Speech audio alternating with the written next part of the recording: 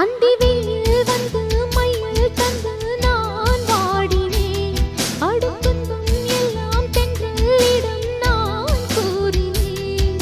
அந்த தென்றல் பெண்ணும் சொன்னாளம்மா உந்தன் சேதியே.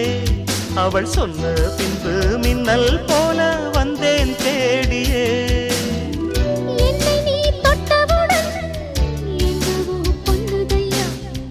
முற்றுகை இட்டவுடன் சிற்றிடை தின்னுதையா. வெட்கம் விடுமோ அச்சம் விடுமோ தக்க துணைதான் பக்கம் வருமோ. ஒரு சோல குயில் சோடி தன்ன கூடுது கூடுது வந்து.